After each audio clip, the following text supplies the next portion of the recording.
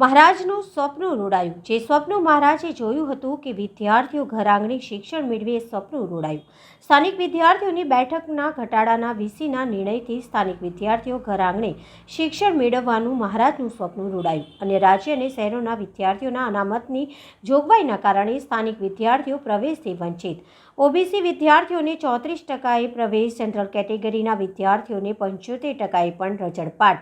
વિદ્યાર્થી અને વાલીઓ દ્વારા વિરોધ, અન્ય યુનિવર્સિટીનો ફાયદો કરાવવાનું ષડયંત્ર હોવાની ચર્ચા। એમએસ યુનિવર્સિટીમાં સ્થાનિક વિદ્યાર્થીઓના પ્રવેશનો વિવાદ વધુ વકર્યો છે। વિદ્યાર્થીની નેતા વાલીઓ પહોંચ્યા ડીન કેતન ઉપાધ્યાયને રજૂઆત કરવા। ડીન કેતન ઉપાધ્યાયે પોતાનું સ્થાન છોડતા વિદ્યાર્થીઓ દ્વારા ઘેરાવ, સૂત્રોચ્ચાર સાથે વિરોધ કરવામાં આવ્યો। પોલીસની એન્ટ્રી થઈ, વાલીઓ વિદ્યાર્થીઓમાં રોષ જોવા મળ્યો। અન્ય યુનિવર્સિટીને ફાયદો કરાવવા, સ્થાનિક વિદ્યાર્થીઓને પ્રવેશથી વંચિત રાખવાનું ષડયંત્ર। સમગ્ર ઘટના અંગે ડીને પ્રતિક્રિયા આપી ભારે હોબાળા વચ્ચે પોલીસની એન્ટ્રી થઈ। અમર વાઘેલા, નિખિલ સોલંકી સહિત 4 વિદ્યાર્થી નેતાઓની અટકાયત। આવી ઘટનાઓથી એમએસ યુનિવર્સિટીની ગરિમાને લાંછન લાગી રહ્યું છે। કારણ કે મહારાજા સાહેબરાવ યુનિવર્સિટી ગાયકવાડ આપણે વડોદરાના વિદ્યાર્થીઓ માટે ભેટમાં આપેલી યુનિવર્સિટી છે। ભેટમાં એટલા માટે આપેલી કે વડોદરાના વિદ્યાર્થીઓ જેને ભણવું ના પડે, પણ આપણે યુનિવર્સિટીના સત્તાધીશો આજુબાજુના જિલ્લાની પ્રાઇવેટ યુનિવર્સિટીઓના આવીને પૈસાનો વ્યવહાર કરી આજે ફક્ત અને ફક્ત એમએસ યુનિવર્સિટીની જે સીટો છે તે ફક્ત 5,000 આપી। ભૂતકાળમાં આ જ ફેકલ્ટીમાં 10,000 એડમિશન, આ વખતે 5,600ની અરાઉન્ડ એડમિશન આપીને અટકાવી દીધું છે।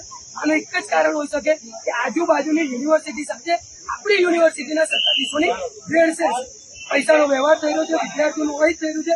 એ વિદ્યાર્થીઓ સાથે જોડાય છે, વિદ્યાર્થીઓના વકીલ સાથે જોડાય છે અને આજે જોઈ શકો છો કે કેટલો રોષ અમારી માંગ એ છે કે વડોદરાના તમામ વિદ્યાર્થીઓને એમએસ યુનિવર્સિટીમાં એડમિશન મળવું જોઈએ, કારણ કે વિદ્યાર્થીઓનો હક છે એમએસ યુનિવર્સિટીમાં પોતાનું ભણતર કરી શકે।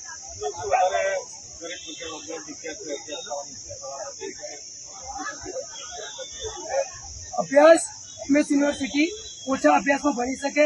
મહારાજા સાહેબરાવ ગાયકવાડે 1 રૂપિયામાં સત્તાધીશોને આપેલી ભેટ છે, 1 રૂપિયાના ભાડા પર આપેલી આ ભેટ છે। અને આપણે જુઓ કે આજે કેટલા હાયર પેમેન્ટ પ્રાઇવેટ કોર્સો યુનિવર્સિટીમાં ચાલુ થઈ ગયા, એ ફક્ત ને ફક્ત અત્યારે ભ્રષ્ટાચારી બેઠેલા સત્તાધીશોના થાય છે। પણ આ વસ્તુ ચલાવી લેવામાં નહીં આવે કે અમારી સાથે જે વડોદરાના વિદ્યાર્થીઓ જે એડમિશન છે વંચિત રહી ગયા છે તે જોડાયા છે, સાથે સાથે વાલીઓ પણ જે અમે ઉગ્ર રજૂઆત કરીશું, વીસી સર પાસે બી જઈશું અને અમે માંગ કરીશું કે વડોદરાના તમામ વિદ્યાર્થીઓને એમએસ યુનિવર્સિટીમાં એડમિશન મળવું જોઈએ, કારણ કે વિદ્યાર્થીઓ 100% અહીંયા 10,000 સીટ પહેલા વિદ્યાર્થીઓને આપતા હતા। આજની તારીખમાં તમે એમએસ યુનિવર્સિટીમાં જોશો તો વીર સાવરકર ભવન બીકોમ ઓનર્સ એ 2 વર્ષથી ખાલી પડેલા। અમે ડીનને રજૂઆત કરી કે મારા પાસે બેસાડવા માટેની કેપેસિટી નથી, તો આ વીર સાવરકર ભવનનો ઉપયોગ કરો ને। 4 કરોડના ખર્ચે વીર સાવરકર ભવન બનાવી, બીકોમ ઓનર્સ આજની તારીખમાં ખાલી પડે, કોઈ ઉપયોગ નથી એનો। અહીંયા 5,000 એડમિશન અટકવાનું એક જ કારણ છે કે બાકી રહી ગયેલા વિદ્યાર્થીઓ પ્રાઇવેટ યુનિવર્સિટીમાં એડમિશન લે, ત્યાં લાખ રૂપિયા ફી ભરે અને ત્યાં આપણા યુનિવર્સિટીના સત્તાધીશોની ટેક્સ આપઘાત છે, પૈસાનો વ્યવહાર છે, ક્લિયરલી સમજી રહ્યા છે વડોદરાની પબ્લિક, વડોદરાના વિદ્યાર્થીઓ। પ્રોવિઝનલ મેરિટ લિસ્ટ આવ્યું, તેમાં જનરલ કેટેગરી વાળા વિદ્યાર્થીઓને 75%થી નીચે એડમિશન નથી મળ્યું। એટલા માટે આજે અમે વિદ્યાર્થીઓ અને તેમના વાલીઓને બોલાયા છે કે તમે આવો અને તમે રજૂઆત કરો। તો આજે વિદ્યાર્થીઓને વાલીઓ આવ્યા છે, તેમ છતાં અહીંયા ડીન સર એમનો પ્રશ્ન સાંભળવા માટે નથી। કાલે હેડ ઓફિસ પર અમે ગયા, ત્યાં વીસી સર કે રજિસ્ટ્રાર સર કોઈ અવેલેબલ નથી, એટલે વિદ્યાર્થીઓના પ્રશ્નો સાંભળવા માટે અહીં કોઈ અવેલેબલ નથી અને પોતે તો અહીં હાજર નથી રહેતા અને બહાર પોલીસના ડબ્બા બોલાવીને રાખે છે, જાણે અમે પોલીસથી બી જઈશું। તો હું સત્તાધીશોને કહેવા માંગીશ કે અમારા પર ઓલરેડી 4-5 કેસ ચાલે છે, એક કેસ વધી જવાથી અમને ફરક નહીં પડે, પણ અમે વડોદરાના વિદ્યાર્થીઓ સાથે અન્યાય નહીં થવા દઈએ અને વડોદરાના દરેક વિદ્યાર્થીઓને વડોદરામાં એડમિશન મળે તેના માટે અમે લડત ચાલુ રાખીશું। તે પછી કોલેજ પર આવવું પડે કે ડીન સર કે વીસી સરના ઘરની બહાર જવું પડે, ત્યાં સુધી પણ અમે જવા તૈયાર છે। ફેકલ્ટી ડીનની કામગીરીને લઈને હું કહેવા માંગીશ કે જ્યાંથી કોમર્સ ફેકલ્ટીમાં કેતન ઉપાધ્યાય સર ડીન સરનું પદ સંભાળ્યું છે ત્યાંથી લઈને આજ દિન સુધી કોમર્સ ફેકલ્ટીમાં અંધકાર છવાઈ ગયો હોય તેવું લાગી આવે છે। વિદ્યાર્થીઓને એટલી સમસ્યા રહે છે, દરેક પ્રશ્નમાં, દરેક પરીક્ષામાં, દરેક રિઝલ્ટમાં કંઈક ને કંઈક પ્રશ્ન હોય છે, પરંતુ એ પ્રશ્નોનું નિરાકરણ આવ્યું છે ના આજ દિન સુધી આવશે। માટે જો કોઈ ઉપરના સત્તાધીશો મારો અવાજ સાંભળતા હોય તમારી ન્યૂઝ ચેનલના માધ્યમથી, તો હું કહેવા માંગીશ કે જ્યાં સુધી કોમર્સ ફેકલ્ટીમાં કેતન ઉપાધ્યાય સર ડીન સરના પદે રહેશે ને ત્યાં સુધી વડોદરાના વિદ્યાર્થીઓનું અને કોમર્સ ફેકલ્ટીના વિદ્યાર્થીઓનું ભવિષ્ય અંધકારમય જ રહેશે। માટે આ ડીન સરને બદલવાની જરૂર છે। તો જો આ ડીન બદલાશે તો જ કોમર્સના વિદ્યાર્થીઓનું ભવિષ્ય ઉજ્જવળ થશે. વીસી પર તો પોતે એક અવિશ્વાસનો એક દાવો ચાલે છે હાઈકોર્ટની અંદર કે પોતાનું જે ક્રાઇટેરિયા હોય ક્રાઇટેરિયામાં વીસી આવતા નથી અને વીસીના પદ સંભાળી લીધો છે તેઓ એક કેસ વીસી પર ચાલે છે. હવે જેના પર કેસ ચાલતો હોય એ હવે વડોદરાના વિદ્યાર્થીઓનું ભવિષ્ય નક્કી કરશે. માટે વડોદરાના દરેક વિદ્યાર્થીને એડમિશન મળવું જોઈએ તે જ અમારી એક માંગ છે કે કોઈ વડોદરાનો વિદ્યાર્થી અને આજે અમારા બાળકોને 74% આવ્યા છે અને અમે જનરલ કાસ્ટમાં છીએ એટલે અમે જનરલ કાસ્ટમાં હોવાથી અમને એડમિશન મળ્યું નથી. આજે SC ST વાળાને 34% આવ્યા છે તો પણ એમને એડમિશન મળી ગયું છે. તો આજે અમારા બાળકોને કેમ નહીં? એનો મતલબ એવું થયું કે પ્રાઇવેટ યુનિવર્સિટીના જે છે તે લોકોનું કંઈ કોમ્યુનિકેશન હોઈ શકે જેથી આજે અમારા પર બળાર આવ્યું ને. આજે એક બાળક છે, બે બાળક છે અમારા, તો આજે 1 લાખ રૂપિયા ફીસ ક્યાંથી લાવીશું અમે? અમારી પરિસ્થિતિ એટલી નથી કે અમે 1 લાખ રૂપિયા ભરી શકીએ. માંગણી અમારી એક છે કે બરોડા MS યુનિવર્સિટી બરોડામાં છે અને બરોડા વાસીઓને જ મળવું જોઈએ એડમિશન. ફર્સ્ટ પ્રાયોરિટી બરોડા વાસીઓને જ મળવું જોઈએ.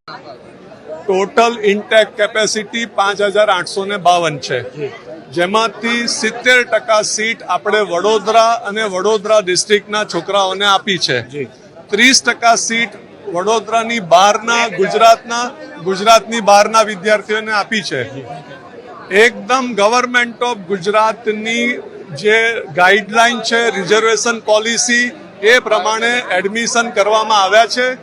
કારણ કે હું સ્ટેટ ગવર્મેન્ટનો એમ્પ્લોયી છું અને સ્ટેટ ગવર્મેન્ટના રૂલ્સ અને રેગ્યુલેશનને એકદમ પરફેક્ટ કમ્પ્લાય કરીને એડમિશન આપવામાં આવ્યા છે. બરાબર છે. હવે સીટની જે એલોકેશન થયું છે તેમાં વડોદરા ખાતે જનરલ કેટેગરીના સ્ટુડન્ટ માટે 74% કટ ઓફ આવ્યો છે. બરાબર છે. હવે આ સંજોગોમાં મેં મારા એડમિશન કમિટી તરીકે જે પણ કામ કરવાનું હોય તે ગવર્મેન્ટના રૂલ્સ પ્રમાણે કરેલું છે. હવે આ જે વાલીઓની ડિમાન્ડ છે કે સીટો વધારો, એ વસ્તુ મારા એમાં જ નથી, કંટ્રોલમાં જ નથી. સાહેબ, જે રીતે 75% એવી રીતે અટકાવ્યું છે તો વડોદરા શહેરમાં જેના 73% છે, 72 છે કે 40 હોય, વડોદરા શહેરના વિદ્યાર્થીઓ ક્યાં જાય?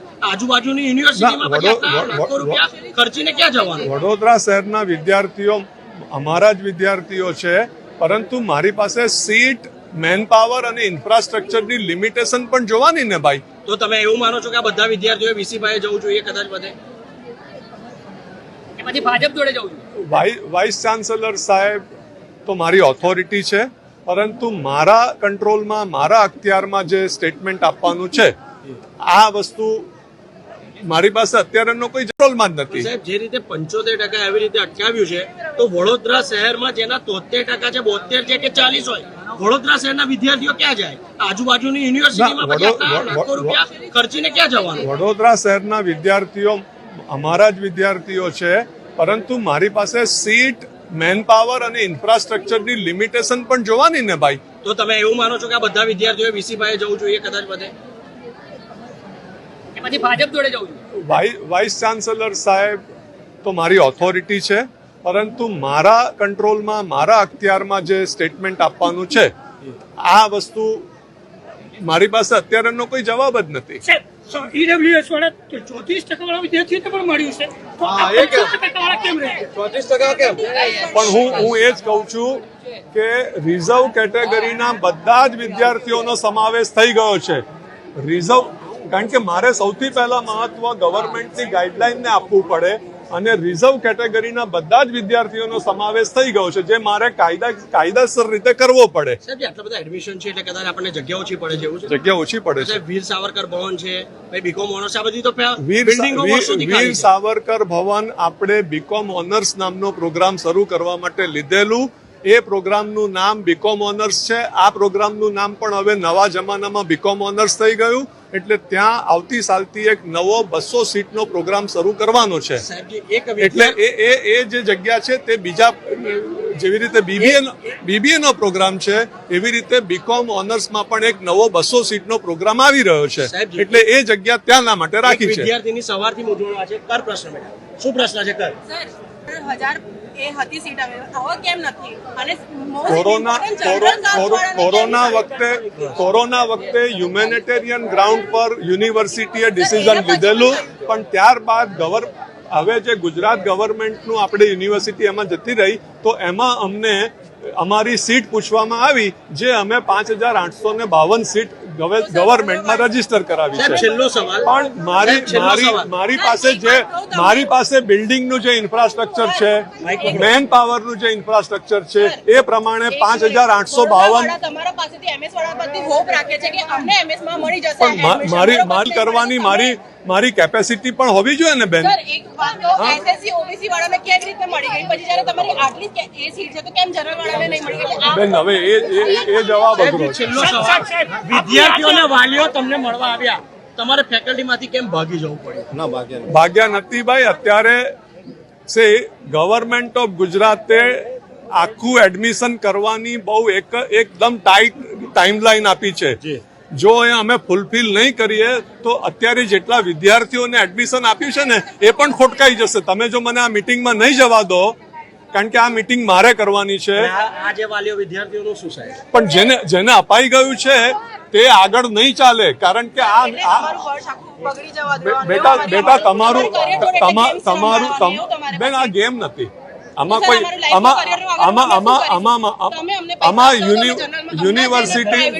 યુનિવર્સિટીનો કે મારો કોઈ પર્સનલ સ્વાર્થ નથી. મારે તો તમને બધાને ભણાવવાના છે, પણ મારે મારી કેપેસિટી પણ જોવી પડે ને.